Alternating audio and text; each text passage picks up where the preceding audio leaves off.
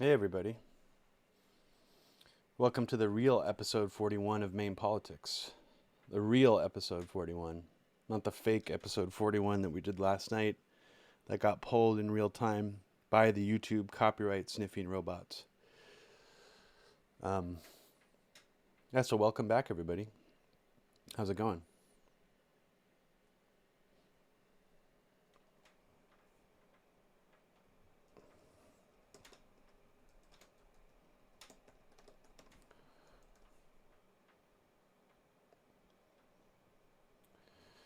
Hey Terror Toddler, how's it going? I'm a little bit laid up at the moment, I guess I should say. I really tweaked my back yesterday, and this is something that will happen to you when you get older. Started to happen to me when I was only 35, and ever since I severely tweaked my back about 4 years ago, it's a reoccurring thing where I'll be fine for like 6 months straight, and then one day I'll wake up and I could barely get up off the bed. So if you hear me groaning or you see me my posture sort of weird, that's probably why. I'm not secretly jerking off under the Pandora's box, I promise you. It's just my achy back. And right now I have this really hot, it's like a herbal back wrap. It's like filled with herbs. And I heat it up in the microwave, and I have to basically lay on top of it, put it against my back. So it's hot as fuck. So I feel like I'm downstairs in my studio right now, sweltering heat, even though it's actually not very hot in the room, but I have this like super hot heat pack right in between my butt and my back right now. I could already feel myself sweating. So this is I'm just gonna power through it. So that'll be the end of my rant complaining about the shape of my body today. Terror Toddler, no, I've actually not seen a chiropractor before, and everyone's telling me, what the hell's wrong with you? Why don't you go see a chiropractor? So it's about time that I do that. I think I'm just a little scared, honestly, of chiropractors.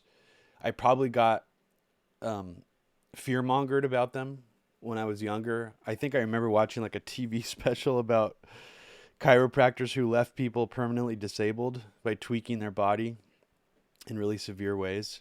And that must have left some kind of childhood imprint on me because, yeah, I must have some kind of fear of chiropractors. But hey, everybody, good to see you. Glad you're here.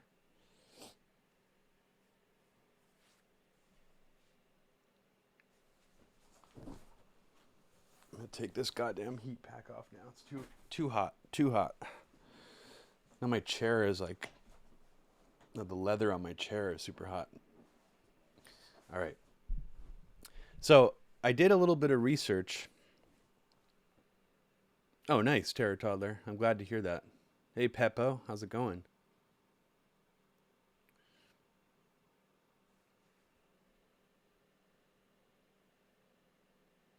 Oh, Rhizome. Wow. Robbie, you weren't the only one to get shut down last night. Lots of Twitch streams got pulled down too. Majority Report, Chapo, Progressive Voice, Pacman, etc. Wow. That's fucked up. So is that abnormal, Rhizome? I mean, have those outlets tried to do it before and were they pulled? And do you know if they were pulled for showing video like I had? Because that's actually kind of interesting. I mean, the furthest thing from my mind last night was that my political content was being targeted. Because copyright, usually done automatically with an algorithm, it sniffs the content going through the YouTube network. But I'm curious what Bloomberg is doing to juke the internet right now. $60 billion can buy you a lot of influence. And I don't know. I mean, yeah, Unbuttered Toast. I'm going to talk about that in a little bit. Unbuttered Toast says Bloomberg bought the audience. Yeah, I mean, to say the least, that shit was insane. Completely insane.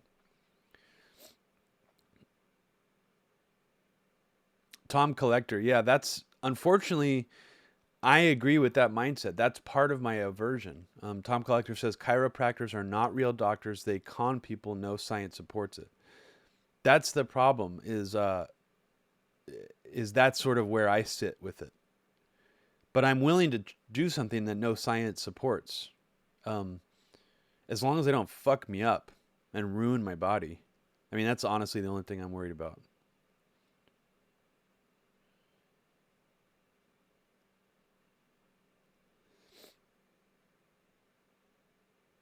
You must make a small screen and have a big border and always talk over the voice. Interesting, Peppo.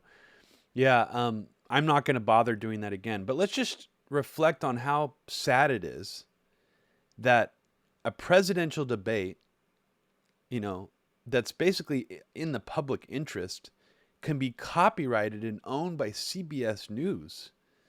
I mean, what kind of stupid fucking world do we live in where the United States presidential debates are owned by a private news corporation? That shouldn't be allowed. Like, I'm all for laws to put a stop to that bullshit. Like, this is our presidential election. Like, even any local stuff. I mean, a corporation should not be able to own that. They can get involved if they want. Like, that's fine if they want to advertise their logo, you know, but they should pay for it and then hand over all the rights publicly, release all the rights. That should be the law, in my opinion, in this country.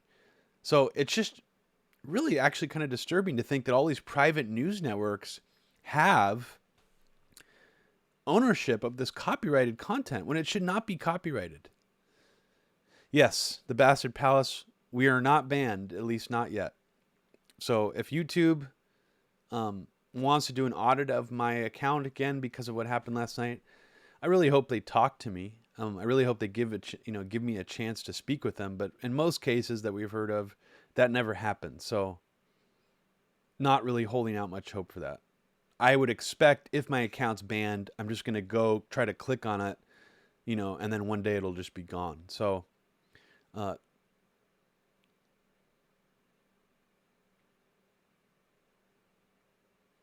yeah, Tom Collector. I was actually thinking of, I looked into having somebody come over and give me a massage today, but it's expensive. I don't know why I thought it would be like cheap if there's some kind of app for massage therapists, but the prices were a little beyond what I was willing to pay for right now.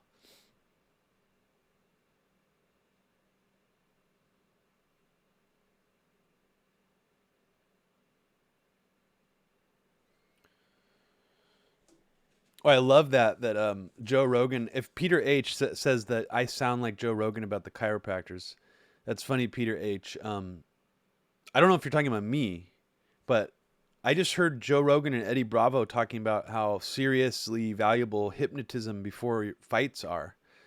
Fighters getting hypnotized, which I think is really interesting because I think that honestly the concept of hypnotism I think is mostly bullshit also.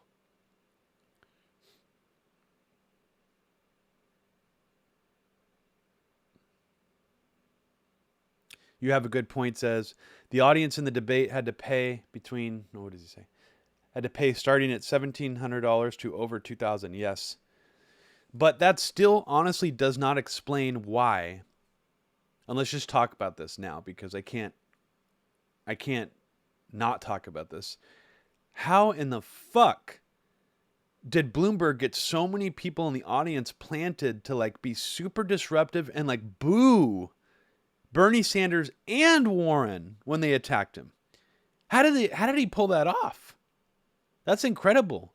I mean, even if the seats were that expensive, it still doesn't explain how he was able to fix the audience to that extent. That is absolutely remarkable. And if it was just a matter of sweetening the audio in the background, that's still some kind of really interesting rigging that took place. How did that happen? I mean, if you watch the debate again, you will notice more disruptive audio like utterances from the audience that are deflecting away from attacks against Bloomberg than you'll hear in any other debate. I mean, it's very, very surreal.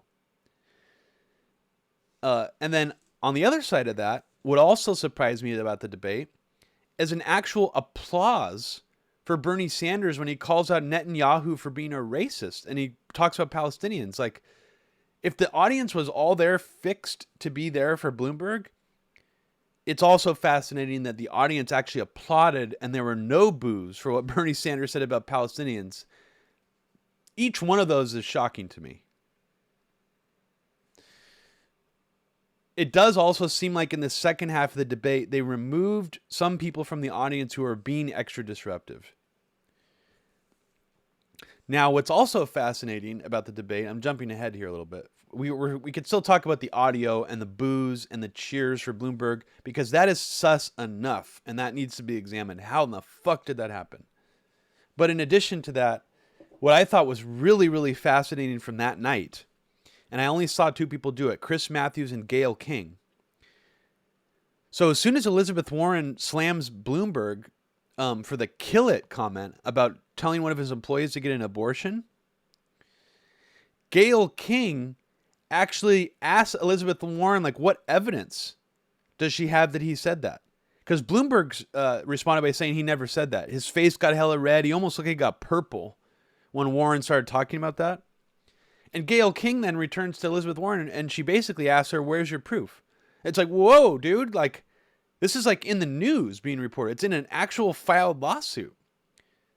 So why are you guys pushing the talking point that this needs to be proven? This is already in the news. That's why the Warren campaign is fucking stupid. And as much of a liar and a phony Warren is, her campaign did something totally normal. They used a news story about an opposition candidate, Michael Bloomberg, that was already floating in the news, that was already established as being true, just like she would have, before. What I don't think Warren was expecting is that that CBS would push back against her and say, like, prove that. Where'd you hear that? Like, where's the evidence for that? It's like, whoa. That's really strange. That's a really strange level of protection for Bloomberg, for CBS News to have.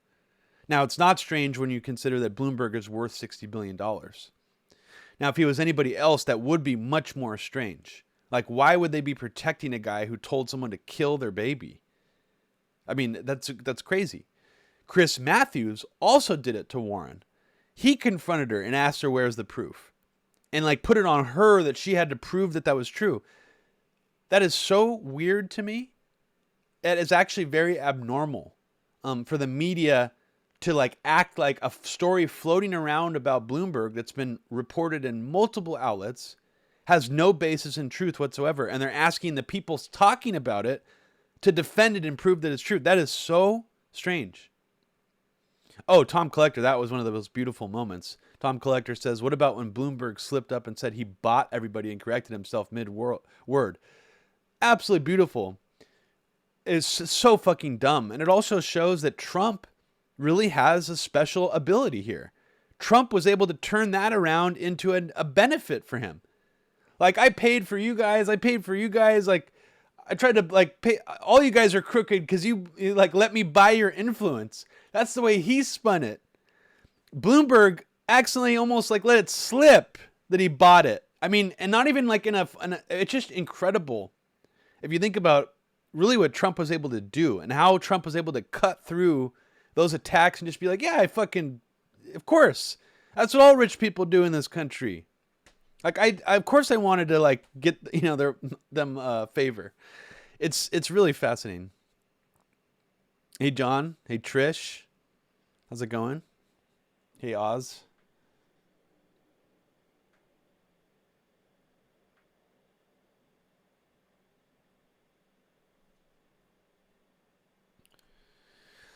So I don't remember. I just remember I was getting like really, really riled up last night watching the debate. I frankly don't remember most of what I said. Not because I was intoxicated or anything like that. I was totally sober. Was I totally sober? Yeah, I was. I was going to say maybe I got stoned. No, I did not yesterday. And if I don't smoke weed, usually in the evenings, I tend to get more like riled up. So I feel like I said I don't know if I went too far on some of the things I said. I just remember like really hating on Klobuchar to the point where I started like screaming she was a fucking bitch. I don't know if the stream cut off before that. But maybe it's a good thing that the stream got pulled from the internet. because they said some pretty harsh things in it. I don't really care though. I loved your article, John. I love it. John, why is History Commons going down so much recently? Is that normal for it? Because I feel like History Commons right now could blow open this Bloomberg 9/11 stuff. As long as we're able to get the website on, keep it online for like 24 hours. I mean, it's been surprisingly inaccessible.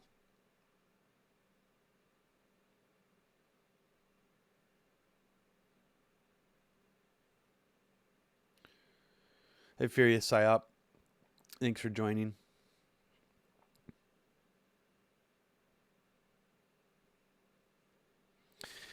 Hey, Fury, I know this is totally like random inside baseball, but I noticed, I never talked to you, Furious, about this, but I noticed a guy in the chat from a few episodes ago, Joseph Ballin, I think his name was, um, got kicked or booted, and I didn't know if you had done that or if he had removed his messages, and I was just wondering what happened. Because I think that guy's been a long time like Media Roots listener, and I don't know if he was being disruptive on purpose or what happened there.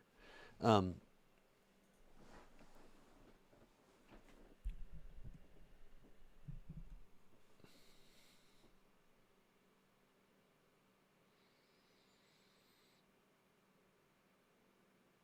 oh my God, Joseph Buttigieg last night to me looked like he was given amphetamines. Either that or he hadn't slept for like 24 hours. It was the first time I had seen him under those hot lights with a 5 o'clock shadow. You look under his nose, you could see his mustache 5 o'clock shadow. He was sweating on that 5 o'clock shadow. It got sweat on his upper lip. He had circles under his eyes. And there are a few moments of the debate where he got genuinely pissed off again, like pursed lips. When he started talking about the military and why it's like important that he has a military record, his face like turned into like a weird like psychopath face. It was really creepy to watch. And the fact that he just kept talking over everybody the whole time, it's like, shut the fuck up, dude. Shut your fucking mouth. You fucking CIA serial killer motherfucker. It was super weird. I've never seen a debate where the candidates interrupted each other this much. It was honestly messier and more awkward to watch than even like any of the most intense debates between the Republicans and Trump. Furious Psyop, maybe. It might have been. The request to play Sega games guy. I don't remember.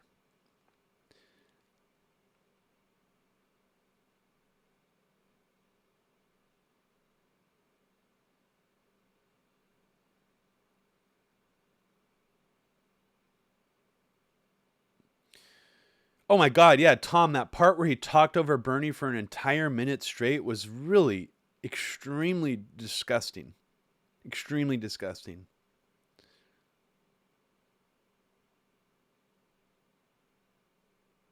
Oh, Furious. Yeah, I understand that. Probably a good call on that.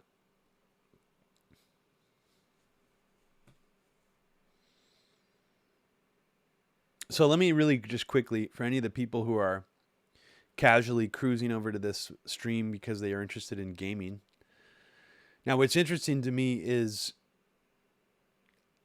I did an experiment. So I signed out of my YouTube account and I searched for some of the games that I've played on YouTube. And MAME Politics now will come up in some of their search results.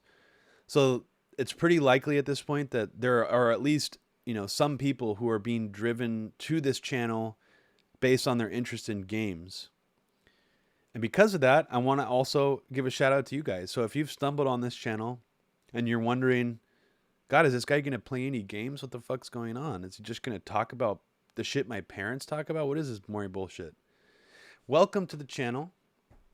I'm doing something different here where if you're normally watching, gaming on YouTube and, you like to hear people chat while you're watching gaming, I'm trying to do something a little different where I'm trying to talk about serious issues that are basically going on right now, mostly US-centric politics and geopolitics, foreign policy, election news, and I do it from my own, very far left, some people may say radical point of view on these issues.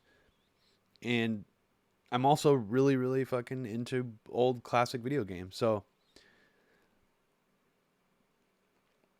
if you find this interesting, if you don't just want to hear people like casually chatting about how clever this Mario Kaizo level is while they're playing a Kaizo game, and you want to hear other stuff, then I welcome you to come to my channel and check it out. I do this show every day. It's a streaming live show. I try to do it every day. It's not possible for me to do it every single day, but I will do it fairly consistently. And yeah, and if you guys have any suggestions for games, and even if you're just totally curious about politics, like don't feel dumb or like you're out of your depth by asking like a completely random question in the chat. If you have no interest in politics, but you're kind of curious about what the people in this chat are talking about or what I'm talking about, give a shout out. Or if you're here right now and you're just watching for the games and not really for the politics, say hi, and we'll make you feel welcome.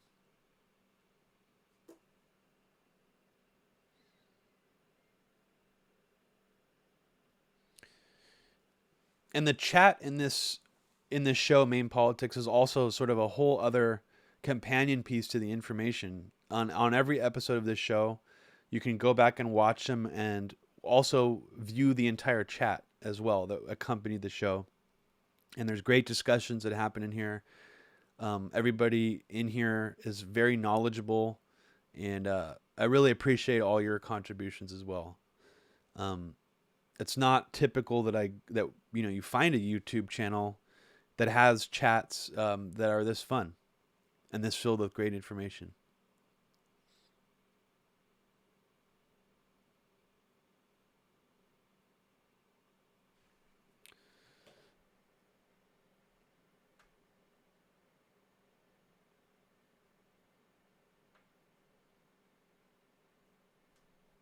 If I could take a pill to make my balls fall off, it's really interesting that, yeah, I love that there's a gay truther investigation about Pete Buttigieg. That's hilarious to me. And I can understand why. It's because he is just so fucking phony in every way that it's like, why not? The fact that he's gay be also fake.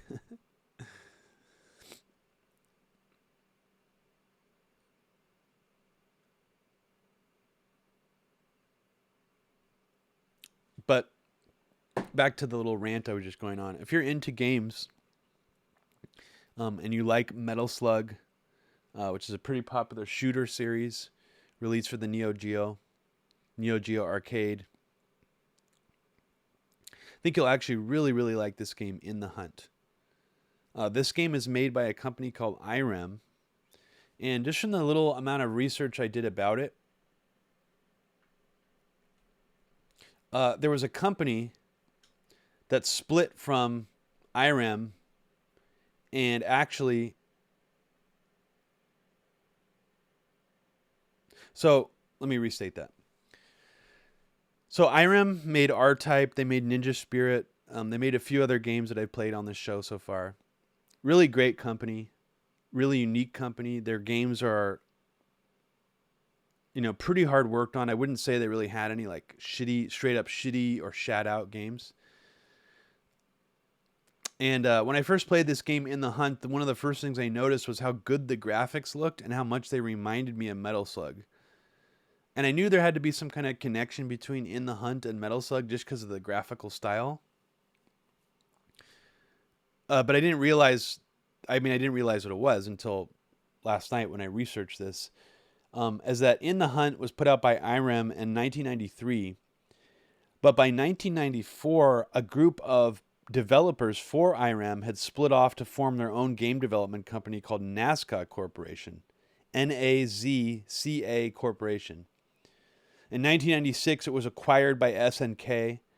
But NASCAR Corporation actually was responsible for the first 3 Metal Slug games on their own. When it was bought in 1996, then the rest of the Metal Slug games came out under the SNK moniker. But this explains why In the Hunt, a game made by Irem, looks like it's a sort of a spiritual, grandfather to the graphical style of Metal Slug. It's because likely the same people who worked on In the Hunt, went to NASCAR Corporation and developed Metal Slug.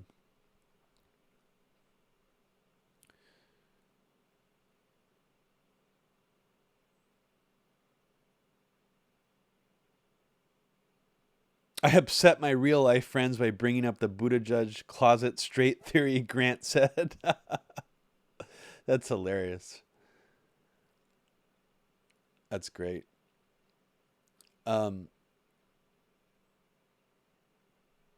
So yeah, let's give this In the Hunt a play, because I want you guys to see how goddamn good this game is. I think Lori and I maybe played it for like a couple of minutes on our 2-player episode, and it's a very hard game. Visually, it's very interesting. It's very chaotic. There's a lot of like smoke trails and particle animation for being like a 2D sprite game. I almost like it better than Metal Slug. It feels more of an accomplishment, more of a leap forward than Metal Slug did for me when I played it. Even though I love Metal Slug's look. But here we go. Let's play this shit.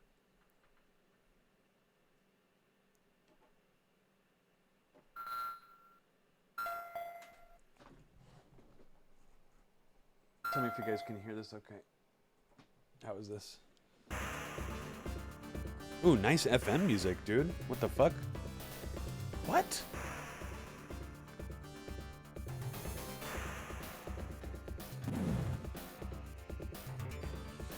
I do not remember it having FM music this good. Wow, this is a kind of a surprise. Wow.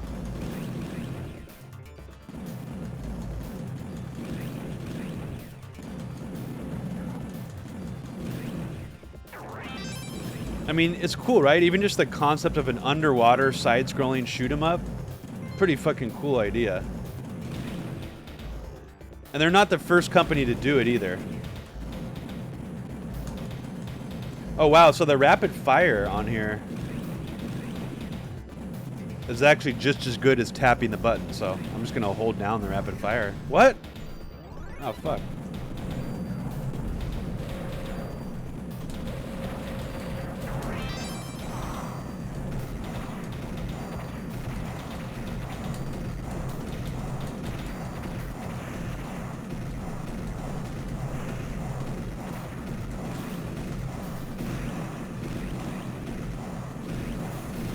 Holy shit, this game is so much shit going on the screen. What the fuck?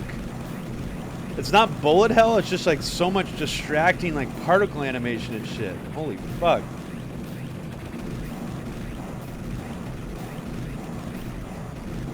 Holy shit. What? What the fuck?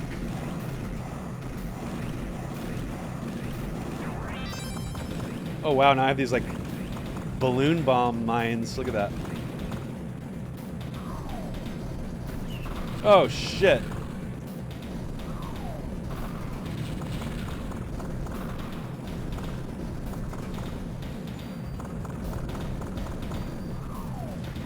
So I feel like what's gonna get me in this game is the time, actually. Like if I'm trying to be too careful, they're gonna punish me by giving me a. I'm gonna run out of time on this game, I feel like. Shit. Fuck! Ah! Oh my god!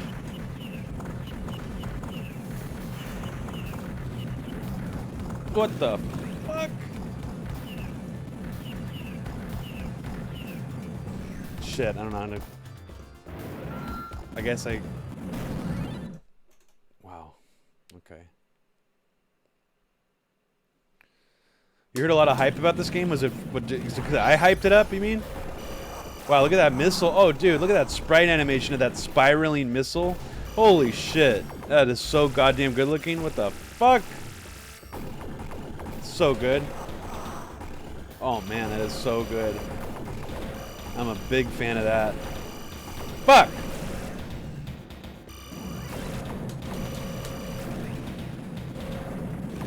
Ah!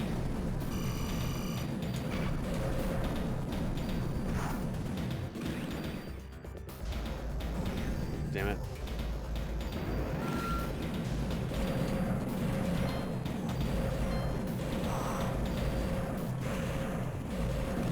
So I get more time, I guess, every time I continue.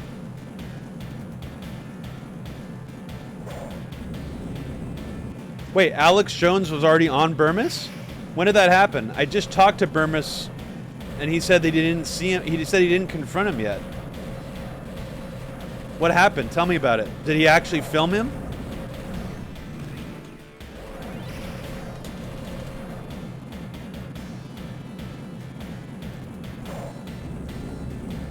Holy shit. Ah! Try to go in between there.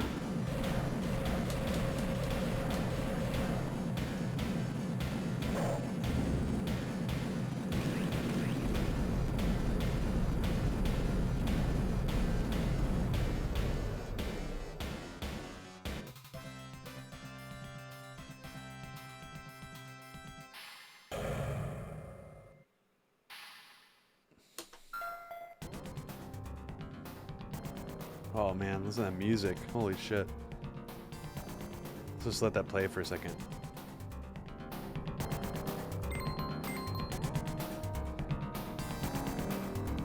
God damn, so good.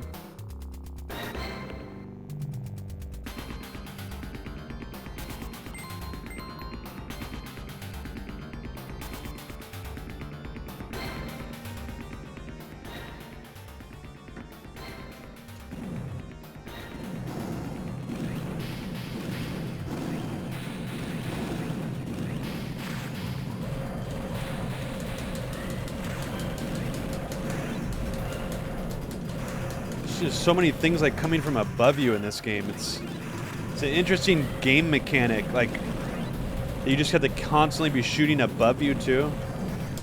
Fuck. It's hard.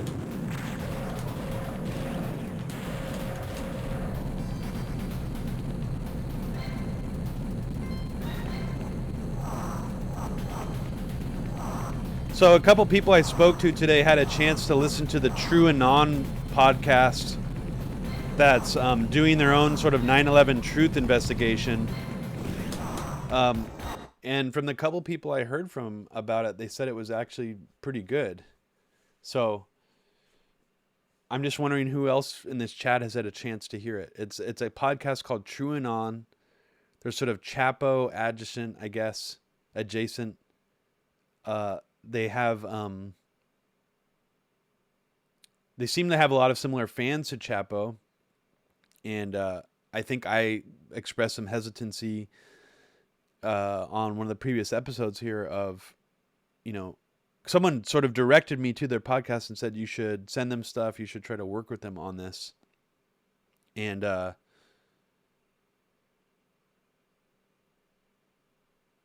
yeah, I mean,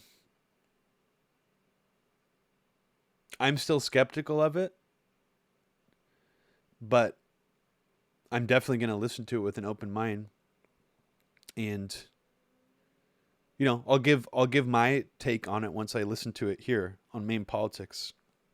They surprisingly, yeah, Obnob's Piss Pig is a fan of Robbie, says Obnob. Yeah, that was surprising. But yeah, apparently I guess they've been following some of our 9/11 stuff, and he posted, or their podcast reposted my clip from A Very Heavy Agenda 3 with Paul Wolfowitz talking about, you know, not being able to stop attacks in June of 2001, that very bizarre West Point graduation speech that he gave, where it seemed like Paul Wolfowitz was already locking down the 9/11 official story about why the Bush administration couldn't stop the attacks.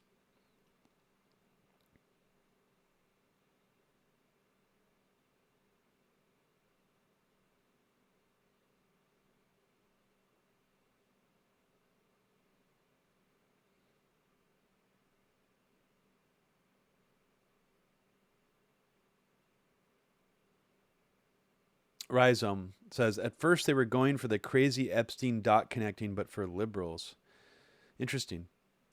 Well, I would be willing to bet that any of the Chapo orbit people heard our Anthrax podcast or were exposed to even my Anthrax documentary. I would be very surprised if any of them could still think Bruce Ivins was definitively the killer and that investigation is solved. It's such an easy connection to make to think, wow, the neocons might have had something to do with this. Like they really might have been involved in sending anthrax. It's so much easier to jump to that place in your mind than it is that like the neocons had something to do with 9/11. It just requires so many more steps to get there.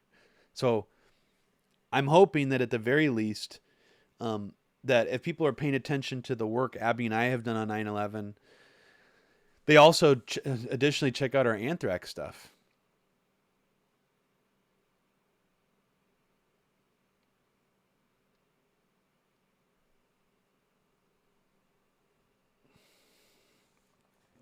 Well, Terra Toddler, that anthrax podcast we did, I mean, Mint Press News put it out.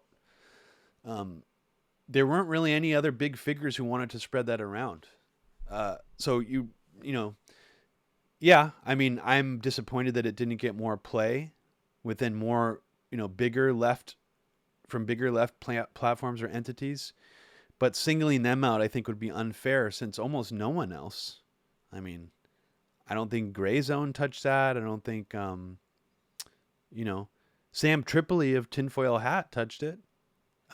He was actually probably the biggest platform we were able to get that information out on, which I'm very thankful for. But in general, most of the people ignored that podcast who had a platform. Most people have ignored the anthrax attacks. Thaddeus Russell is unique in the sense that he's very interested in hearing more about that. And he gave me the opportunity to talk quite a bit about that on his podcast fairly recently.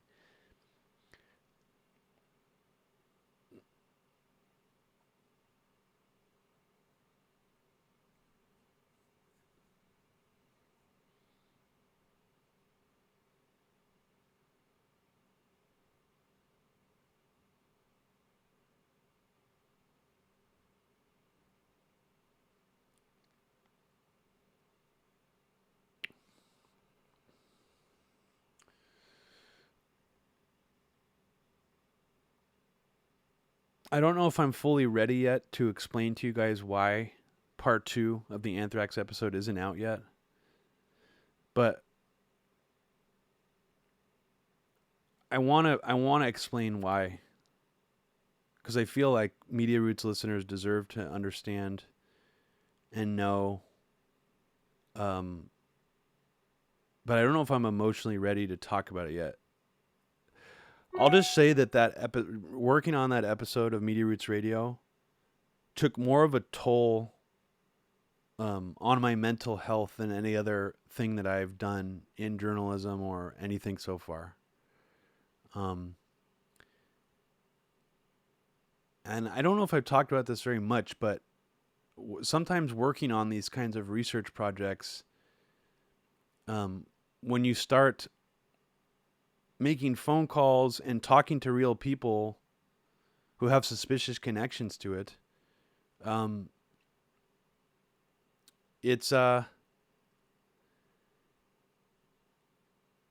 it can become a lot more scary feeling, if that makes sense. In addition to what I just said, I did lose access to my old cell phone, which I still have.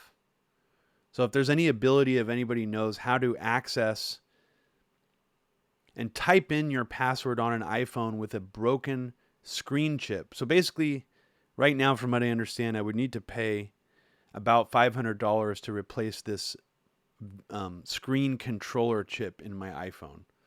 Replacing the screen is not effective because the screen controller chip is the problem. I can't access this phone anymore because I don't have the ability to type in the passcode onto the phone. I know it sounds ridiculous, but I don't know of a way, and I've already talked to Apple iPhone technicians about this, of how to access the phone.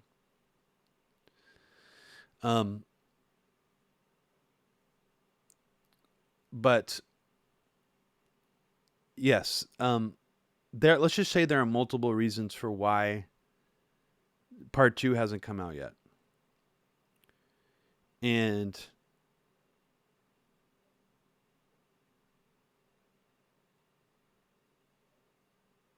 yeah, I want to fully explain at a certain point.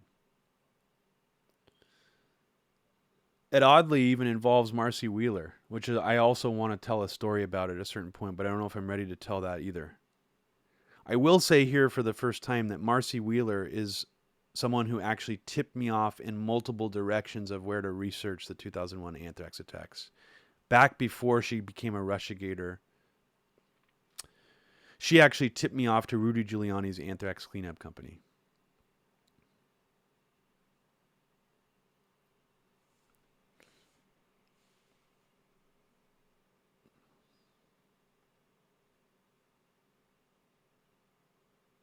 Are you Bird World? So, are you suggesting I clone the phone over to a cheap broken iPhone with the chip working?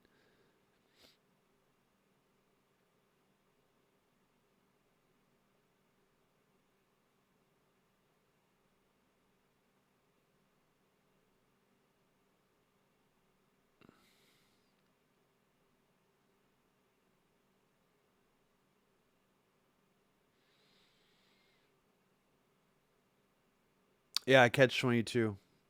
I have I have very mixed feelings about what happened, and that's part of why I'm not fully ready to talk about it.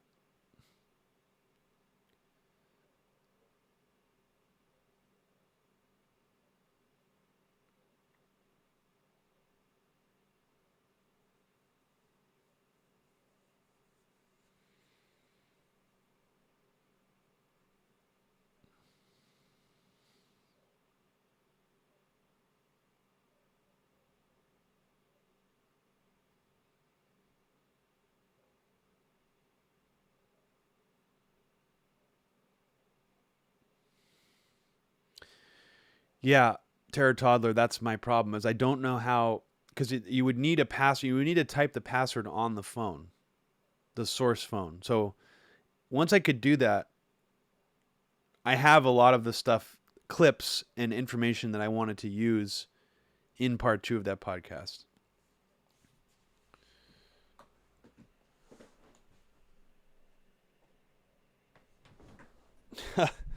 John Gold says Bruce Ivans showed up on Robbie's doorstep and said it wasn't me.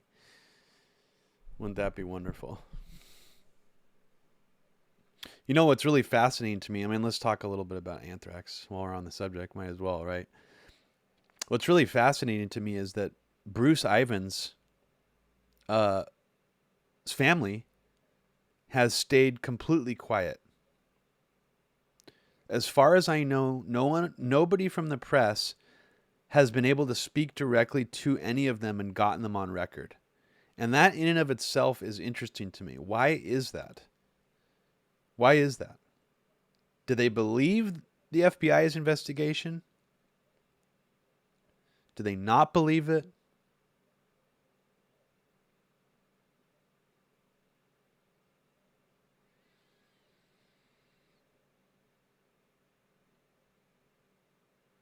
Yeah, Adam G, I've definitely seen a therapist before. I am a strong proponent of mental health care. Um, I've been to a bad therapist before, for sure, but I've also been to a really good one. Just like any other field of healthcare, I feel like it can drastically vary. Robbie, didn't his daughter or sister speak out or something? Didn't they say the FBI intimidated him? Indirectly to the press, they did leak things to the press, John. Yes, they did. Um, that is true. But um, in terms of speaking directly to the press, letting the press ask them questions and interviewing them, no. And I can guarantee you that the press tried to get a hold of people from his family.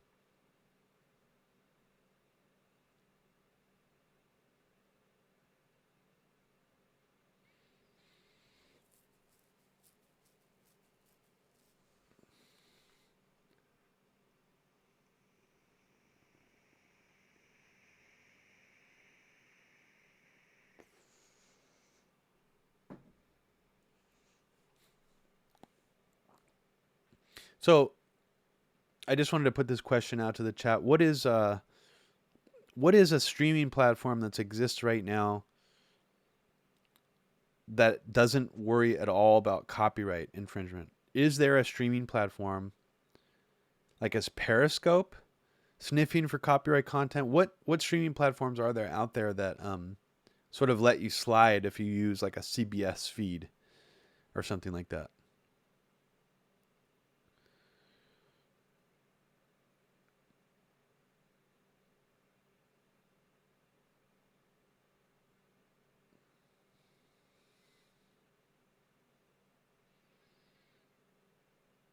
You have a good point. Yeah, come play games with me at some point.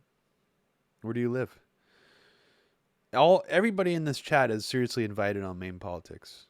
If you're ever in the Bay Area, hit me up and we'll try to make it work for sure.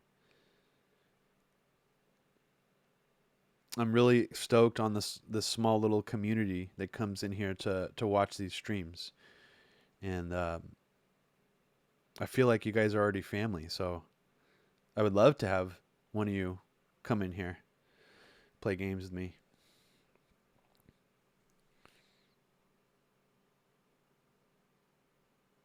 Vimeo doesn't have streaming, John, I don't think. Rhizome says, it seems to be mostly overrun by alt-right, but check out DLive. It has gaming stuff over there too. Okay, I'll check that out.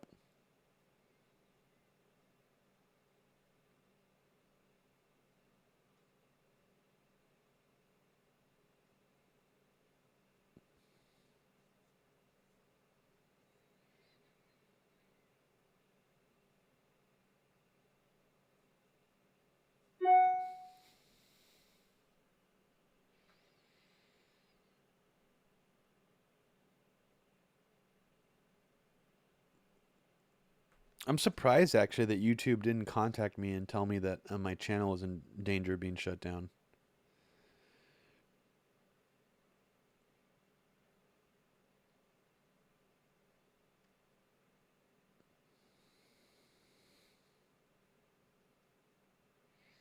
You'll be in Palo Alto in a month with nothing to do. Are you still moving there, Terra Toddler? Robbie, ever heard of a bowl? Are you asking me to smoke out of a bowl, John? I don't do that. I actually kind of find the way Americans smoke weed out of little pipes in a bowl, frankly, kind of disgusting. I hate Americans. I hate the way Americans do everything, including the way they smoke weed. Nowhere else in the world do people smoke weed like that.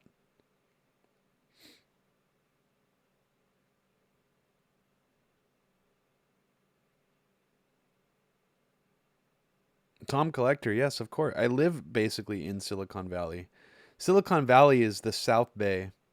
San Jose, Mountain View, Palo Alto, Sunnyvale, Cupertino, Fremont. That's all within like 30 minutes from where I live.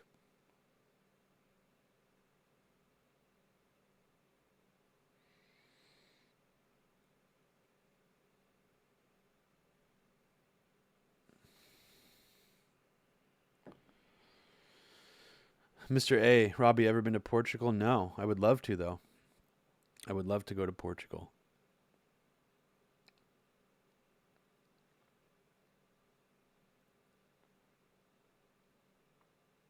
I use a ceramic cigarette, frankly says.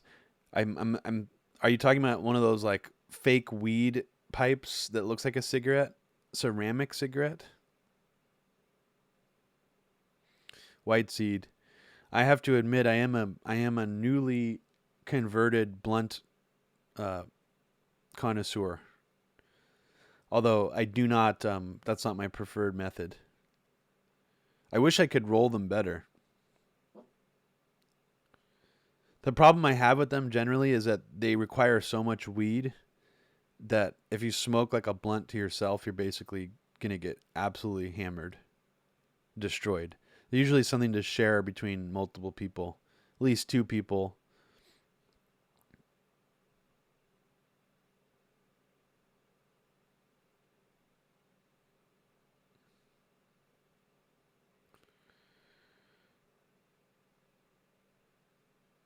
A1 Hitler, says frankly.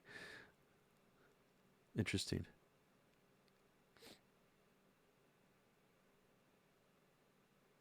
Has anybody here ever smoked out of a chillum? You ever have any like hippie weed friends that smoke out of a chillum? I used to go to school with a guy who like I guess like stayed with some of those like Indian sadhus who used to smoke chillum, and it's pretty weird.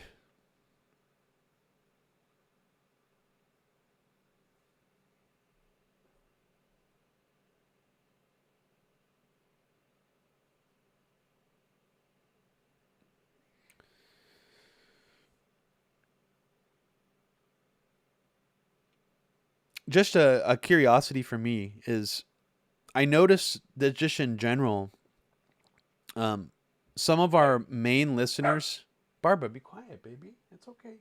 You're okay.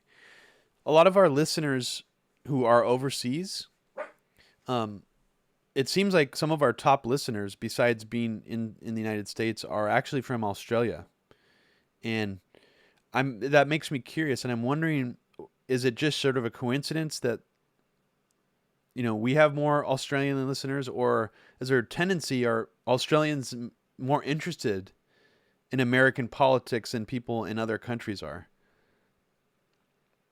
Um, Peppo, no, there is no merit to San Francisco declaring an emergency over Corona. Um, it's not Corona the beer, the coronavirus.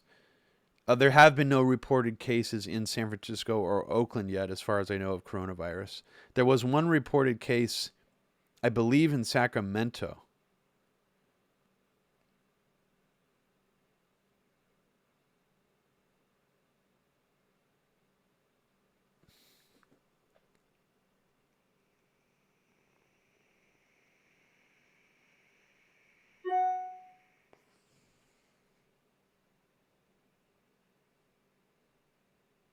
Wow, so funny. Right as we're talking about this, I just got junk mail from Alex Jones. And guess what it's about? From Alex Jones, the subject line of the email is "Outbreak Warning" in all caps. CDC warns America to prepare. And what do you think the email is actually about? Is it an Alex Jones special report on the coronavirus? No. It's an advertisement for the InfoWars store to buy preparedness prep shit for the pandemic, of course.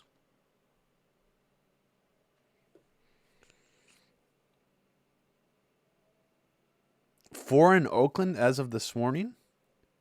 So there's 4 coronavirus cases in Oakland as of this morning, really? That's crazy.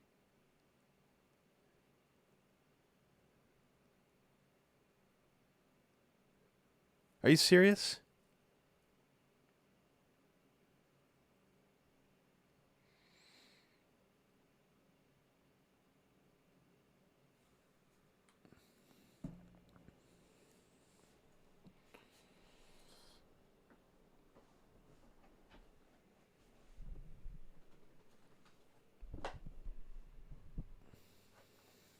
Wouldn't that be a depressing way to for America to go full blown police state with a pandemic? Damn. Well, that sucks.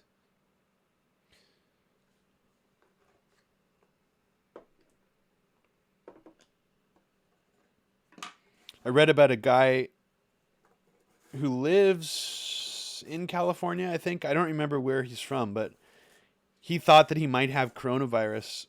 He came back from Miami, a trip to Miami or something, and he went to get tested at the hospital, and just this is an anecdote that probably many people have experienced, but he didn't have health insurance, so went to get tested for the flu. He actually told him, he's like, I'm worried I have corona, but please just test me for the flu because I don't want to get overcharged. I don't want to get hit with a giant bill. They assured him that it would be under $1,000 to pay out of pocket for a flu test, at the emergency room. He ended up getting a bill for almost $3,000, and not that's not a shocker. If anyone walked into an emergency room in this country with a similar request with no health insurance, that would be what would happen to them.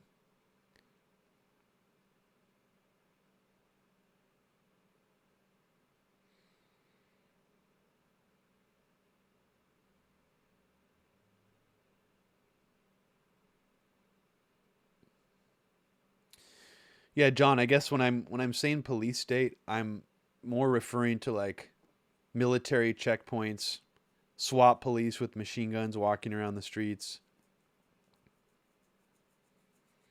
If life is a leaf, says hi Robbie, I think Australia is so dominated by the US that we pay attention to it because it will impact us. I mean that makes a lot of sense. I can understand that.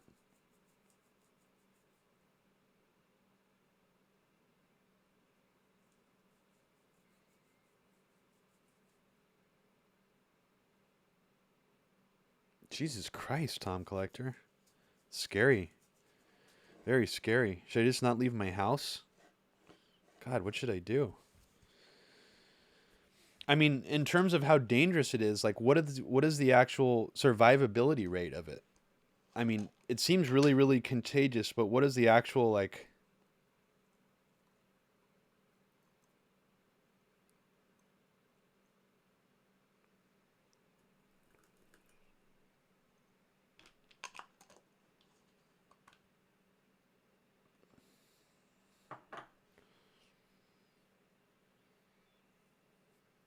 I mean,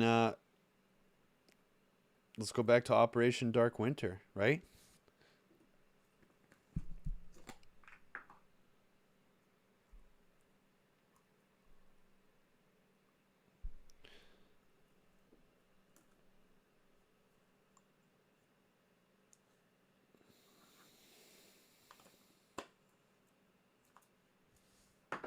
3% death rate. That's actually pretty good. Well, then actually not as I'm not. I won't be as frightened about it. 3% death rate though could be. It depends on exactly how they're calculating that. Because with anthrax, if you got treated with Cipro, it has a very high survivability rate too.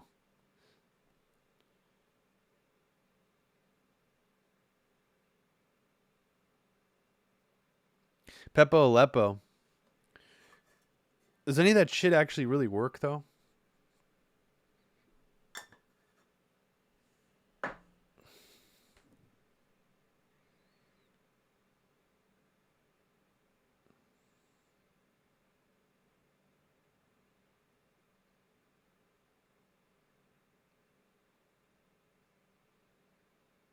JC, yeah, I read about that shooting in Milwaukee. 7 people dead, and it's not even trending on Twitter. I mean, yeah, just business as usual, I guess.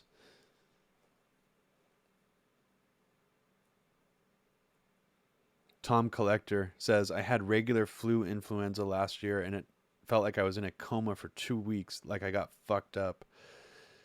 Yeah, the last time I felt that sick, I'm trying to remember when it was, but you almost like at certain. I remember there were last time I got really sick. I was almost like I felt like I wanted to die. That's how bad it felt. And I knew that I was going to be okay, but there were points where I'm like, should I go to the emergency room? Like I feel so fucking awful that it was almost like I wished I was dead. That's how bad I felt. Um, yeah, in a coma, I mean, it's a good way to describe it when you're that sick.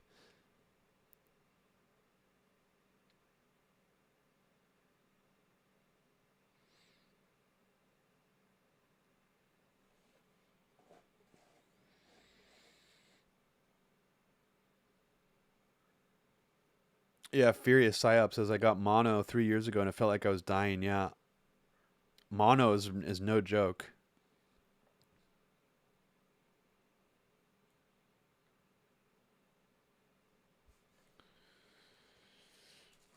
I remember when I was in high school, everyone would say that mono. They would call it the kissing virus, like you got it from making out. It was almost like a high school, middle school STD without having sex with people. That's how I remember like learning about it in school.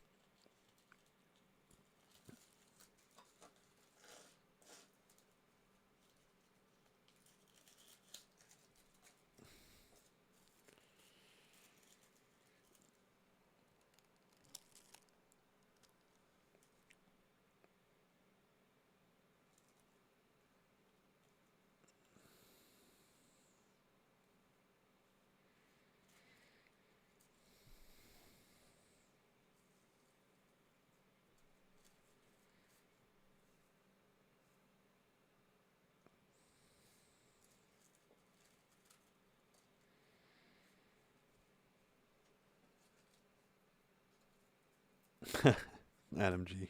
That's funny.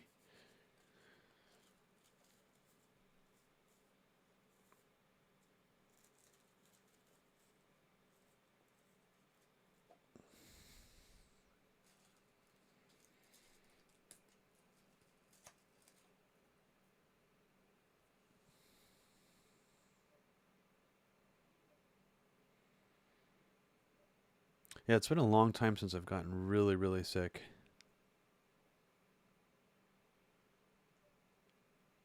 The Epstein-Barr virus. That's hilarious. No, John, I have never danced with the devil by the pale moonlight. I wish.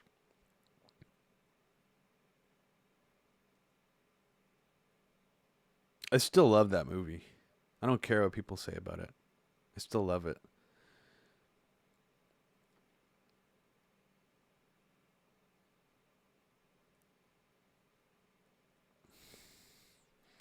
Wouldn't that be funny if they made a Harvey Dent? Like, what if Batman Returns was Harvey Dent, played by what's his face? What's the actor that's Lando Calrissian? Because I don't know if you guys remember in the first Batman Tim Burton movie, Harvey Dent was the actor who played Lando Calrissian in Star Wars, and it seemed like they were sort of setting him up to be Two Face in a later movie. Um,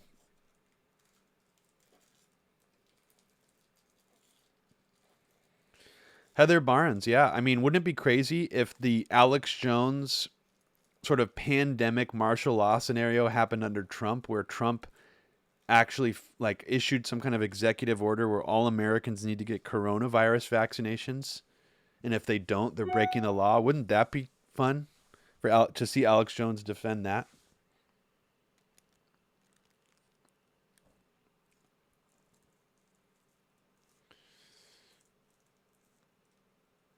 I agree that Heath Ledger was a better Joker. Now, in retrospect, at first I did not care for his performance.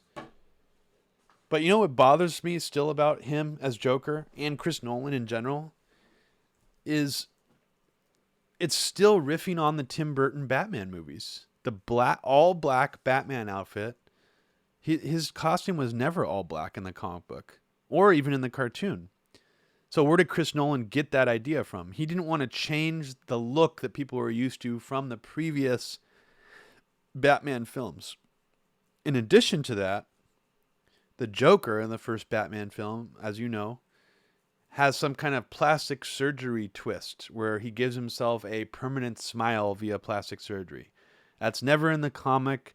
It's not even remotely in the comic, from what I understand. It was completely invented from the movie. But Chris Nolan sort of had to do it again with Heath Ledger's Joker by making him have scars on the sides of his mouth in the shape of a smile. Totally unnecessary.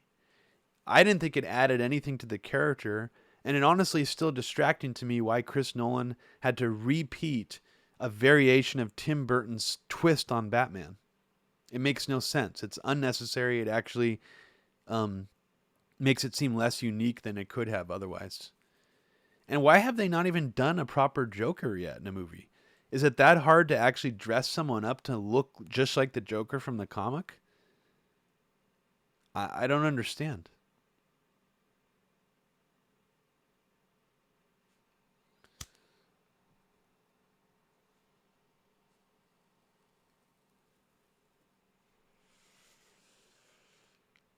Ned Ryerson, but black is more badass. Well, I think they could have cleverly done it where he didn't have to have a black costume, but he could have always been in shadow. So I actually think the best iteration of the Batman costume on film is probably Batman versus Superman because it's a gray and black suit. It looks closer to the comic book or a comic book version of the suit than any other movie version. And most of the time they show him in the film, he's very shrouded in darkness, so you don't really see that it's gray. But when it's appropriate, you see that it's gray and black. What I'd like to really see them pull off is the blue and gray original Batman comic costume and make that still look dark and scary in the film. And I actually think they could do it if they just make him like very dark tones of gray and blue, but still show it mostly shrouded in shadow. That would be really fucking awesome if they did that. Mark Hamill's Joker, Tom, is the best one for sure. Although the only thing I don't love about his Joker is sort of that lilty British style voice that he does for it. It's a little too British and a little too effeminate, amped up. I love the characterization of it though. I feel like his voice is a little, it's not quite how I would picture or hear the Joker's voice in my mind, like from the comic book, but it's very close. I mean, it's definitely the best one. And sometimes his accent, the Joker accent's a little more exaggerated than other times. Like, for example, if you watch the Return of the Joker movie, the Batman Beyond movie, that's like the full dark Joker voice Mark Hamill's doing. It's not the more silly, lilty, like, oh, like kind of like a personality of the Joker. Hey, Catch 22. My favorite Batman aesthetic is Batman the Animated Series. Mine too. I think most kind of Batman junkies would agree with that. That is the best adaptation of any Batman thing ever done, by far.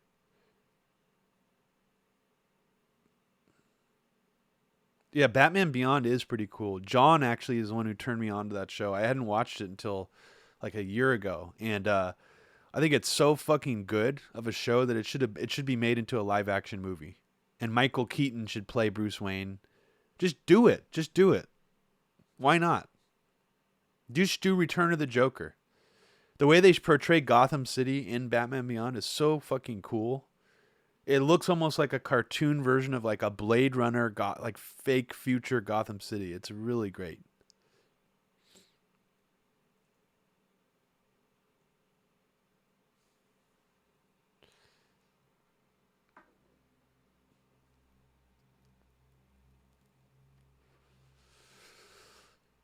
Tob Collector says,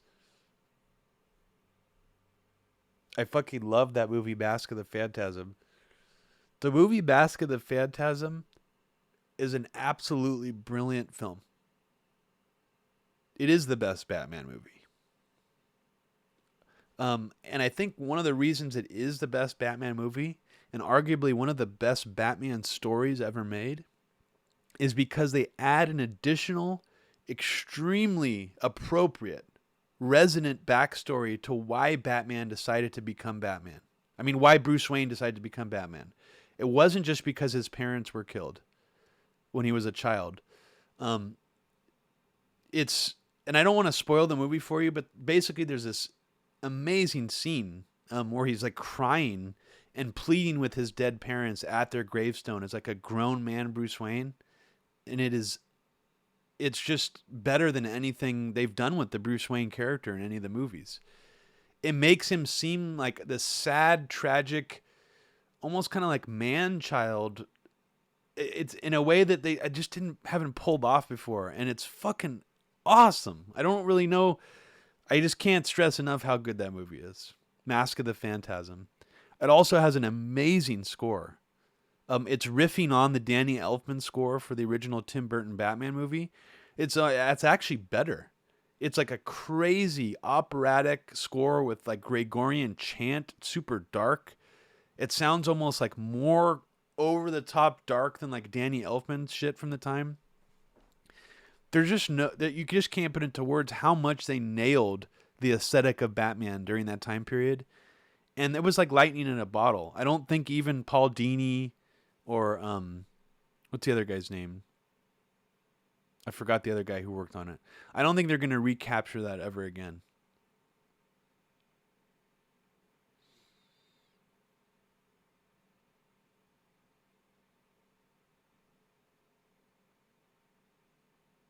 Yes, yes, John, I remember that. When he put on the mask and Alfred said, "Oh my God." This still shit gives me chills, honestly. That's how much of a Batman nerd I am. Uh Also, the part in Return of the Joker where old Bruce Wayne is like laughing from the Joker gas on the floor, fucking gold. I mean, there's just so much. There's these little scenes in some of those movies. Um, Amazing. Yeah, Tom, I could see why Mask of the Phantasm brought you to tears. Tom Collector says, I saw a 35 millimeter print of Mask of the Phantasm as an adult, and it literally brought me to tears. It's so ambient and amazing, and Phantasm is a sick villain. Yes, Tom, I don't know how much you or John, maybe you guys already know this, but did you guys already know that Mask of the Phantasm is loosely based off of a Frank Miller uh, Batman comic? And that the villain, the Mask of the Phantasm, is loosely based off of a character from that comic that's trying to frame Batman for committing murder, basically.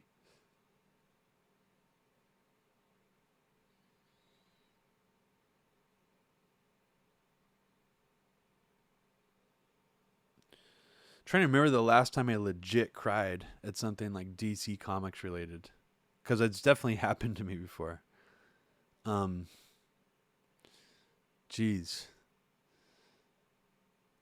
I'm racking my brain for the last time that it happened. I think honestly, Return to the Joker, like definitely choked up a few times during that, for sure.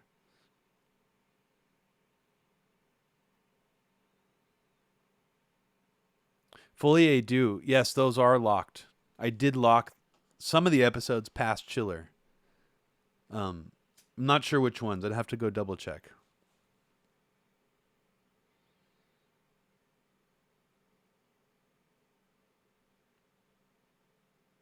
Oh yeah, Flashpoint Paradox was heart wrenching, dude. I mean, this scene where they rescue Superman. You kidding me?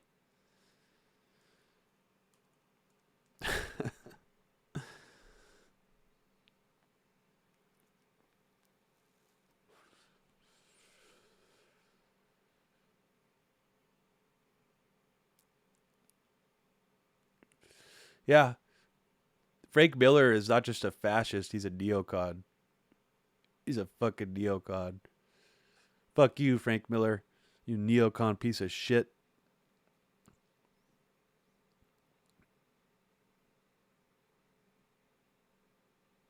And I'll just clear this up right now for anyone who cares. Alan Moore already won the spiritual warfare battle between himself and Grant Morrison years and years ago by default. Grant Morrison already lost the battle on his own. He didn't get defeated by Moore necessarily in a direct, indirect combat. Grant Morrison took a suicide pill. And I don't know if anyone knows about this long running quasi rivalry between Grant Morrison and Alan Moore. A lot of people think Grant Morrison is he pales in comparison. He's like a rip-off artist of Alan Moore. I don't agree. I think Grant Morrison has done some amazing things. Some of it probably was ripped off from Alan Moore. But I got to say, Alan Moore would never be caught dead making an alternate universe version of Superman, Barack Obama. And sad to say that in Multiversity, which is actually a brilliantly done comic book by Grant Morrison, he decided to make a heroic, positive iteration of Superman in an alternate universe, Barack Obama. And for that, I will never forgive him. And that was his suicide pill in the spiritual battle between himself and Alan Moore. He already committed suicide. Frank Miller is just an utter piece of trash. He and he always was. I mean, if you read The Dark Knight and The Dark Knight Returns, it is sort of like in the vein of like a conservative 80s vigilante fantasy. It's kind of taking, like listen to the end of Rambo. You ever seen Rambo First Blood? Listen to the song that plays through the credits of Rambo and you'll understand what I'm talking about.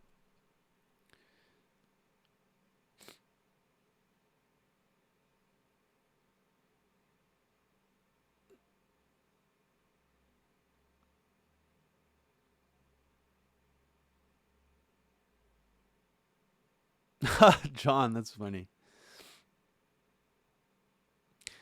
Adam G says, I need to watch Aeon Flux again. I remember that being a dope show. You know what's even cooler than the Aeon Flux show are the Aeon Flux shorts that had no dialogue at all, no talking, silent, basically silent shorts that would play on MTV's Liquid Television. They came out years before the show, and I actually prefer them to what they ended up doing in the show. They're really, really great. If you haven't seen them, check out the Liquid TV Aeon Flux shorts.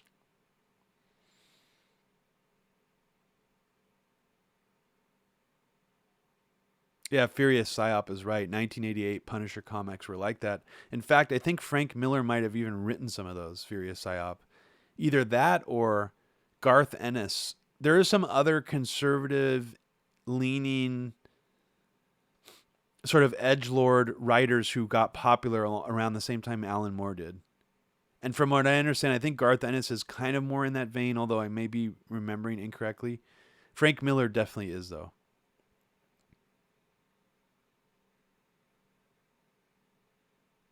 Interesting, Amit. I didn't remember that Frank Miller apologized for any of that shit.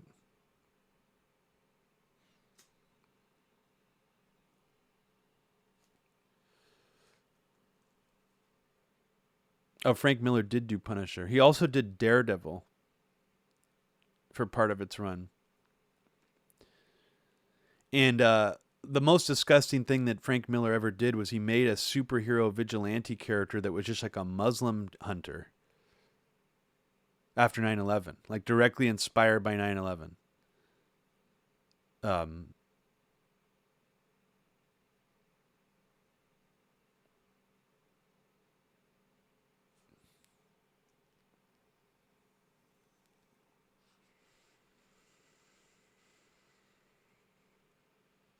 Terror Toddler, I don't know. Terror Toddler says it was the Marvel Universe that had some sort of partnership with Raytheon. I don't know.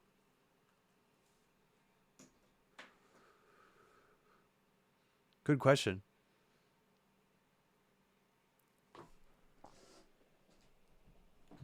Because, I mean, even if you go back to earlier DC comic stuff, you'll find plenty of examples of DC Comics putting out neocon or military industrial complex propaganda.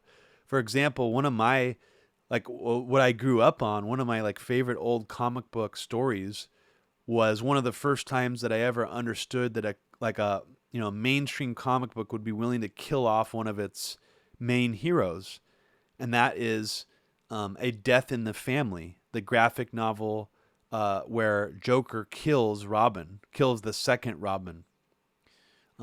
Jason Todd, I believe was his name.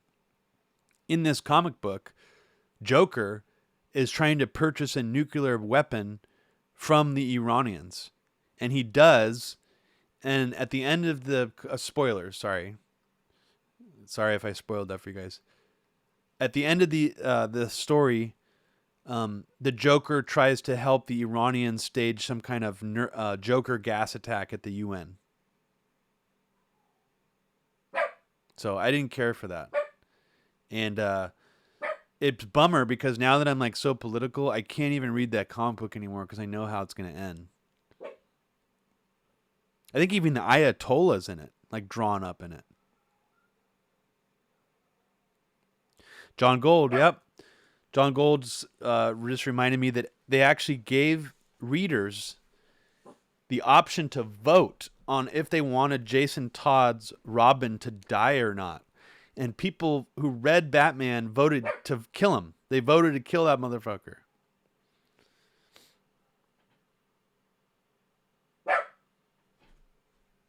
Barbara, you need to be quiet, baby. It's okay. Come here, babe. Come on. Come over here. Come here. Come here. Why don't you sit on my lap for the rest of the stream? She stop barking. Come here, babe. Come here. Good girl.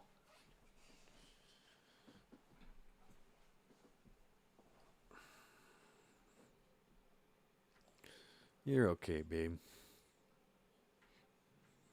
Ned says it's okay. So that's okay.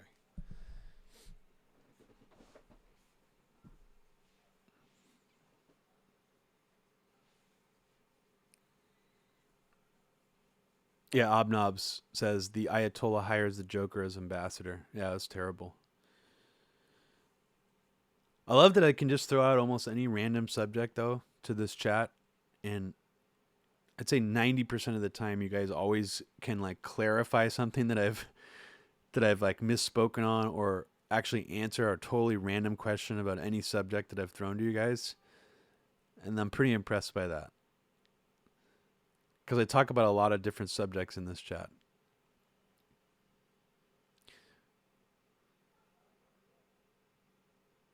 Well, I know you're a comic book nerd, John. I know you are.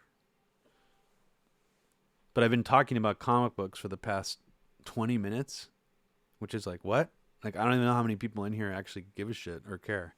Apparently you guys like comics, so that's cool.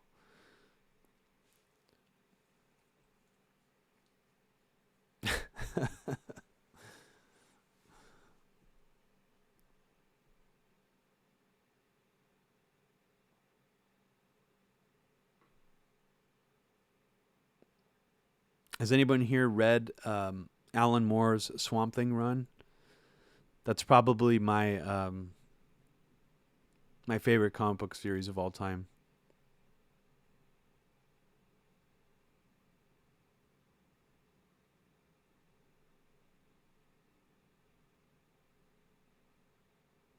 Tara Toddler, audit your life. You need to audit your life.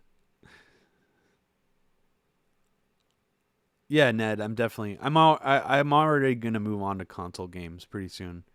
I just think that the guy who's custom building this thing for me is dragging his feet. The last time I sent him an email, he didn't really have any sort of definitive date for me and when it was going to be finished. And he also hasn't sent me an invoice yet for this custom build. So kind of worried that it's actually, he's going to put the kibosh on him for some reason or just not follow up. But yeah, I have plans to basically get something called Hyperspin going on a custom PC build where I will have instant access with a shiny, pretty looking menu system of pretty much any console game, Dreamcast and before. I could get a little bit more of a souped up PC to play PS2 and stuff like that, but I think I'm okay with pretty much getting the entire ROM set of every console system, Dreamcast and before. That's going to be quite a lot of stuff to go through. I want to be able to just pull up any random game pretty much that anybody suggests. So this will give me the ability to do that. It'll also give me the ability to pull out a lot of games that I remembered from when I was collecting systems, like obscure 32X games, obscure games for the Atari Lynx, even a handful of decent games for the Atari Jaguar that I actually remember being good. So I want to be able to do all that.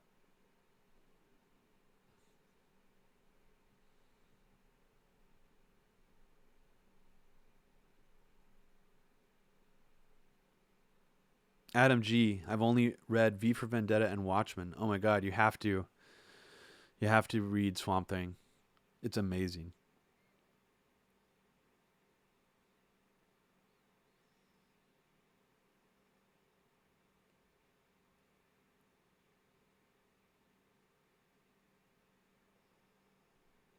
Omar Rana says Superman actually solved the Israel-Palestine conflict in the Injustice storyline. I didn't know that. That sucks.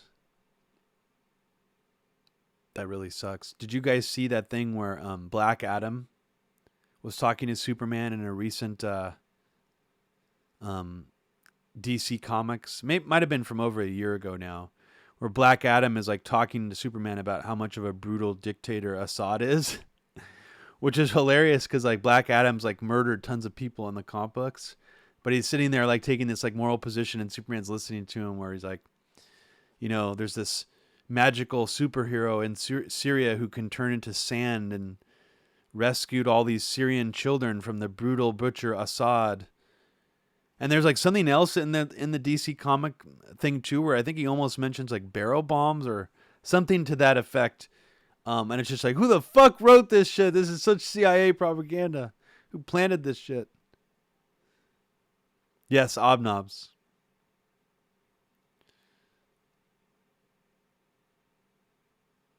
Tom Collector.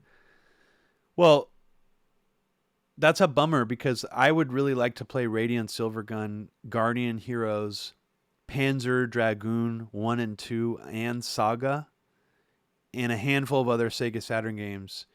So I should probably look into see if those are even emulatable right now. Dreamcast, sadly, seems to be much easier to emulate than Saturn, and even though it has better graphics, I don't think it has nearly the amount of good games that Sega Saturn did. It has, Ikaruga, which I definitely want to play on here at some point. It has a lot of those Marvel arcade games were released for it. Marvel fighting games, I mean.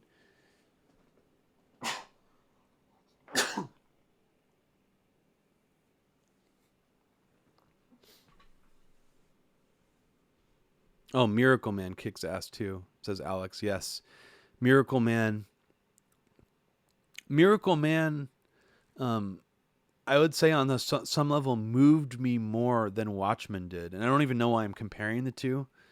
But Miracle Man is a really special Alan Moore story that I think the only thing that's not in its favor compared to Watchmen, because Watchmen was a complete miniseries from beginning to end, sort of constructed by Alan Moore. Miracle Man feels more like he didn't know how to end it 100%. Like he didn't know what he was going to do and basically left the project before he really finished the story. And he handed it over to Neil Gaiman, who finished the storyline. And I don't even think Neil Gaiman actually even really finished it. It still sort of ended ambiguously, where there's actually a lot of information's been released since Miracle Man came out. Go to bed. Go to bed, babe. Showing that they actually worked on a final issue that never came out. Like there's like black and white inked up pages for like a bunch of pages for the final issue that never came out. But yeah, I fucking love Miracle Man. I love it.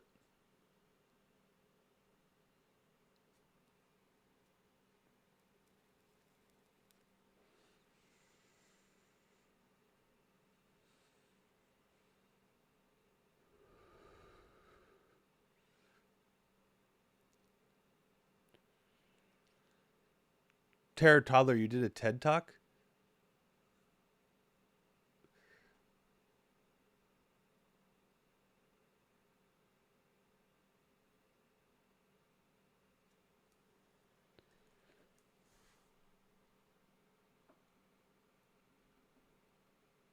Yeah, Bayonets and Harmonicas asks, or he says, I've never read Watchmen, but I enjoyed the film. Robbie, did you once say there's some kind of live comic video on YouTube?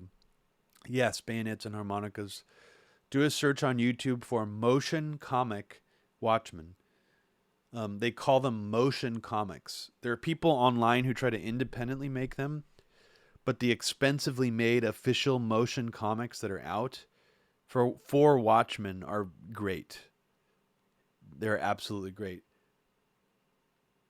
And I think it's something like 6 hours long in total, 5.5 hours long or something like that. So you'll immediately get like a much more than a movie length, version of information that you got from the movie, if that's all you've seen. And it has music to it. It has voice acting. The only annoying thing about it that might be hard to get used to is it's done like an audiobook. So in the same way an audiobook is read, like a fictional audiobook where one guy usually reads all the different parts, this is the same thing. So the same guy, a man's voice, will read female parts from the Watchmen comic. So as soon as you're able to get over that, that might be a little weird to get used to at first, since it's a comic and not just a book. As soon as you're able to get over that, you will be able to enjoy it.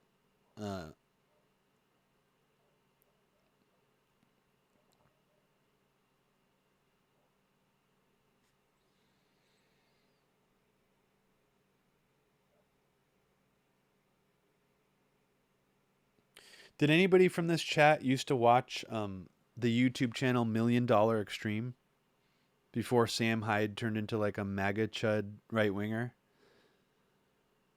Because I honestly thought one of the funniest things I had seen on the internet, like in a long time, was that Sam Hyde TED Talk prank video where it's called like, I don't remember what the name of it is, but oh God, I wish I remembered the name. If you just type in Sam Hyde TED Talk, you'll find it online. It's still pretty goddamn funny. It's actually aged pretty well. And it bums me out that he turned into such like a weird right-wing ideologue instead of like just, you know, I don't know.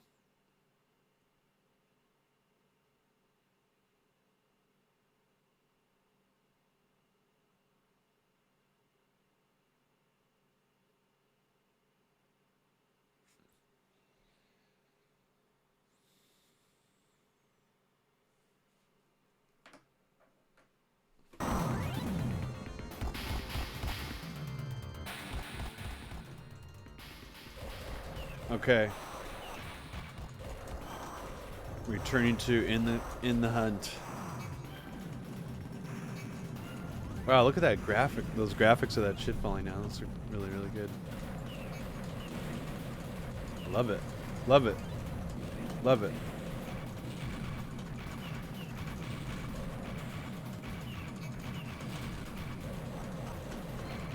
So if I get right to the surface, I can shoot things. Wait, what?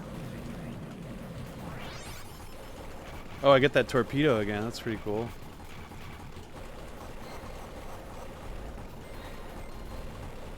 The hell?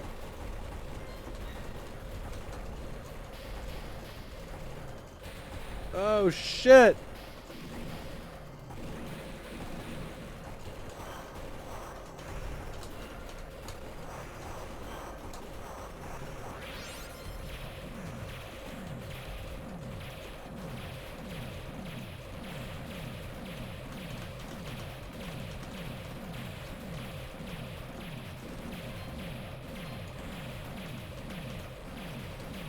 What? This is a little confusing.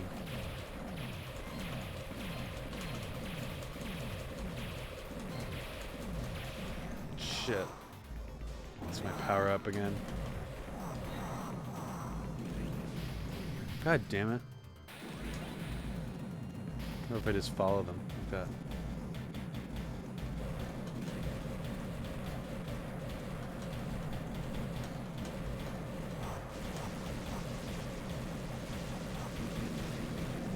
Oh no.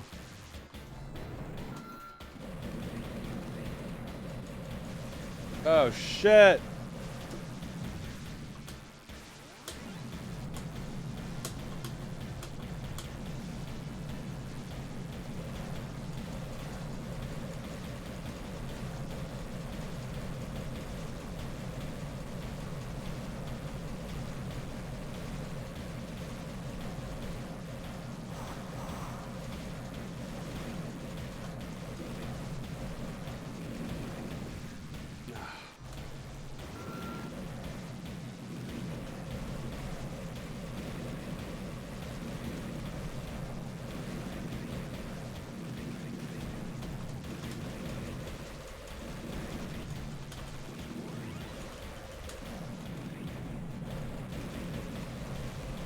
Uh.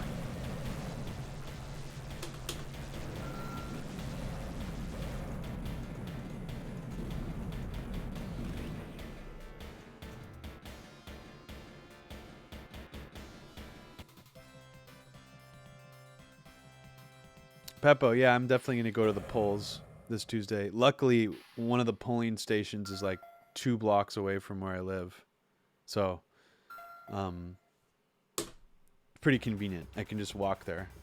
It's actually I've been like kind of lucky that even where I grew up as a kid. Well, I wasn't old enough to vote, but my parents used to literally walk next door to cast their votes because our next door neighbor had a polling station at his house somehow, um, on just like a cul-de-sac. So,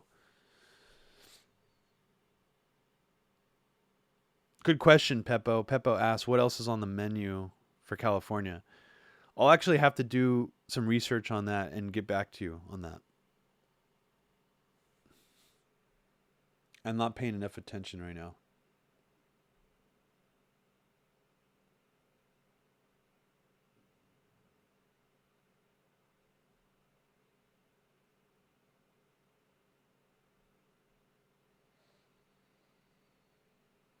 Ned Ryerson, yes, I remember that too. That Sam Hyde called into Tim Heidecker's show to accuse him of getting his show canceled on Adult Swim.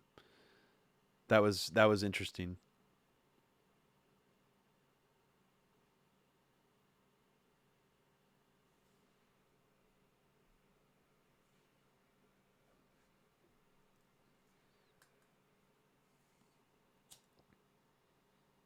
Apparently, from what I've heard, some of the people who work at Adult Swim or who run it, who are like part of its core group of people, are like alt right, like people, like edge lord people. Some of them aren't, and that's from what I understand how $1 Million Extreme got a show in the first place and then got canceled so quickly.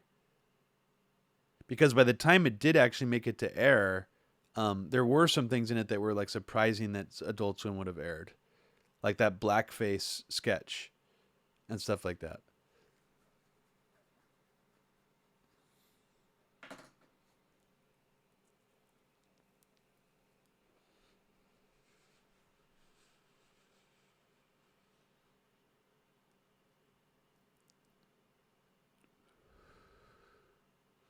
Trish, my car is doing fine.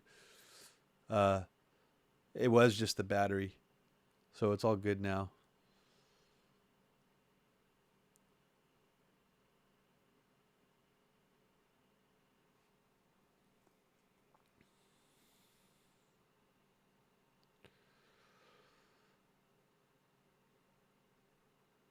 Metalocalypse. Yeah, it hit me really hard.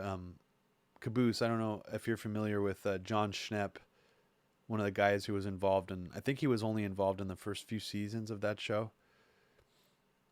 He's also huge comic book nerd. Um, his death hit me really hard.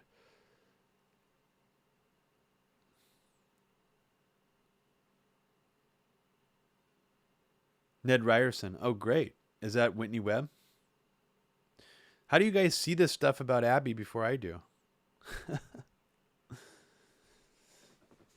I don't even see Abby's tweets anymore. I mean, I'm sure I've talked about this already on this podcast, but unless she DMs me something or unless we talk on the phone, I have to like cruise directly to her social media pages to see what she's actively doing because I never see her stuff. I don't know if it's called shadow banning or what you would call it, but I literally have to click on her page.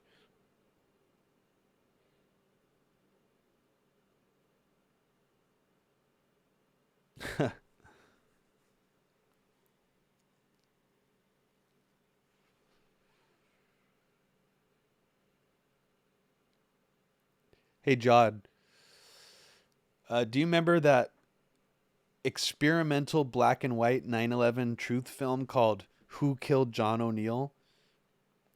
What can you tell me about that film? Because Tom Secker and Pierce and I were like, we already did 2 episodes of Tom Secker's podcast that were sort of about 9/11 truth films. One of them was like a schlocky, total B movie 9/11 truth movie called Operation Terror that was sort of pro the inside job, Cheney blew up the towers kind of theory, planes were remote controlled theory. Then there was another one called Reflecting Pool that was about an investigative journalist kind of driving himself insane over investigating the attacks, and uncovering all this shit. That one was better, but still schlocky. You know, it wasn't the best made film, but it was still like a more high quality film. You're at the premiere. You're at the premiere of Who Killed John O'Neill. So, what can you tell me about the movie? Because I actually thought it was one of the more creative early 9/11 truth movies, and I haven't seen it in a while. But it seemed to have one of the more original takes. Even though I think it was pretty amateurishly made, it was just like a guy. It was like a monologue where the guy played like 4 or 5 different characters talking to himself in the same room. But it was jam packed with some cool information. So if you want to just watch something that's pretty fascinating, not not the highest quality film you've ever seen, but really creative and jam packed with information, check out this movie, Who Killed John O'Neill. And I can't really vouch for its quality too much because I haven't seen it in years, but I remember it being a very unique take on 9/11 truth for the time period.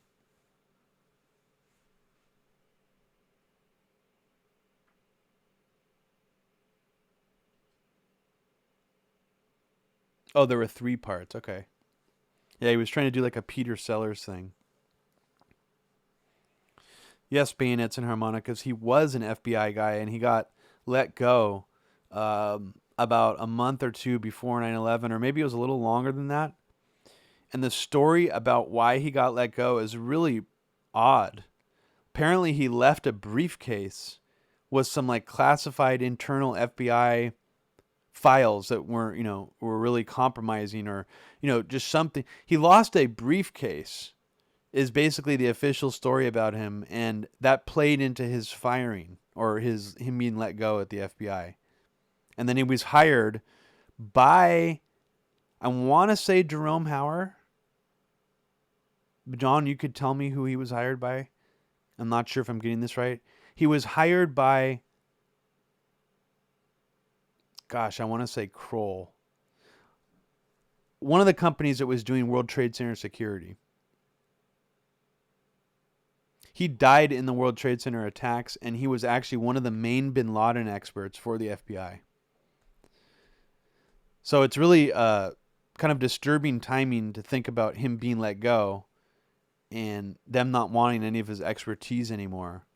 And then coincidentally, he also dies in the attacks because he was working in the towers.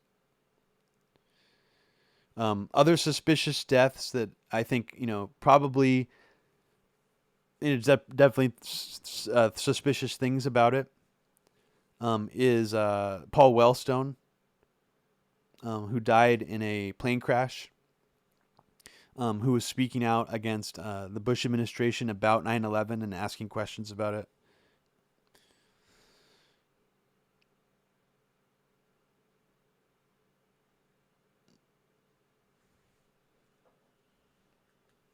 Yeah, bayonets and harmonicas. He died in the towers. His whole story is really fascinating. I mean, I think I talk about it in my interview with Ray, but Ray did not want to go there when I was trying to insinuate certain things with John O'Neill.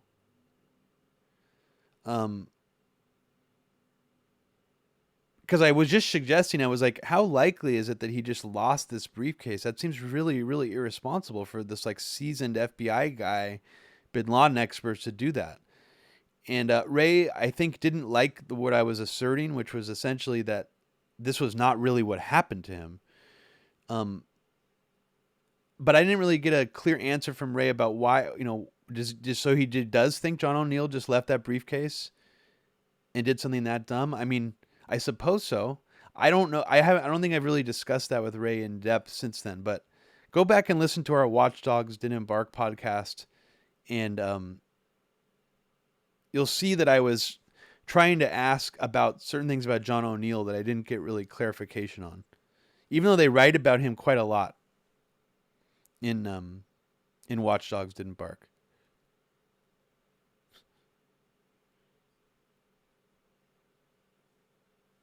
Oz Whistle says everything about 9/11 is sus.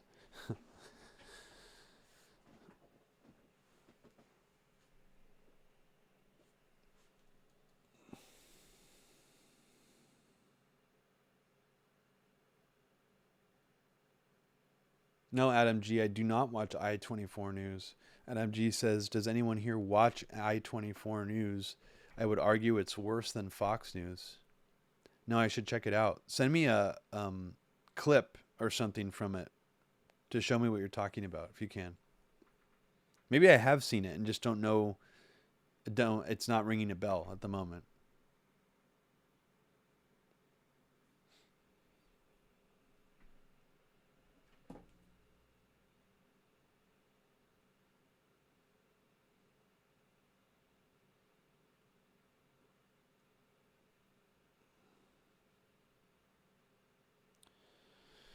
Well, I think it's about time to wrap up this episode of MAME Politics, episode 41.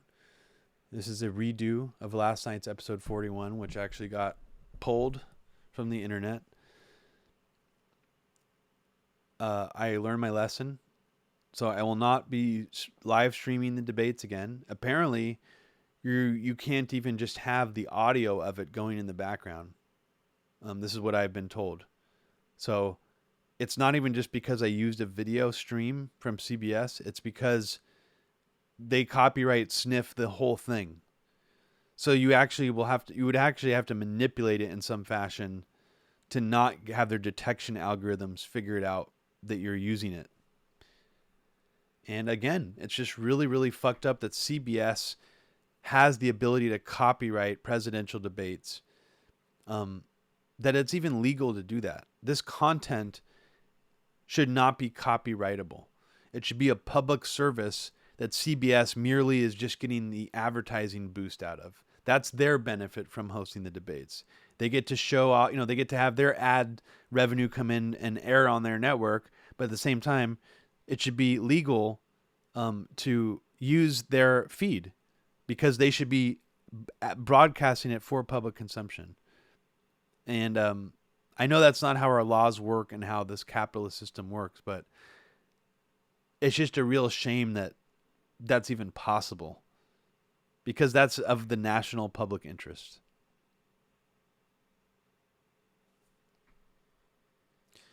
So if you want to get access to all previous 40 episodes of MAME Politics, it's crazy to think we've done 40 episodes of these. You can do so by becoming a Patreon subscriber of mine for as little as $5 a month. You'll get access to a lot more, actually, than just all the previous episodes of MAME Politics. You'll get access to a lot of previous live streams that I've done in the last year that are just me talking about politics, not talking about comic books or video games. So there's a bunch of stuff on there. So check it out at patreon.com/Robbie Martin. And also follow me on Twitter at Fluorescent Grey if you haven't already. And today, a new compilation just came out called Collection 7, Collection with a K, from the label Catabatic. It's run by my good friend Michael, who was just in here talking earlier. And I have a new track on that compilation, a new Fluorescent Grey track. It's free. I'll post a link to it actually in the chat right now if anyone wants to grab that. I think there's something like 23 tracks on this compilation. And the whole thing is free. So please, everybody check this out. If you want to check out some weird electronic music, definitely give this a download. Posting the link in the chat. Hopefully that worked. And good night, everybody.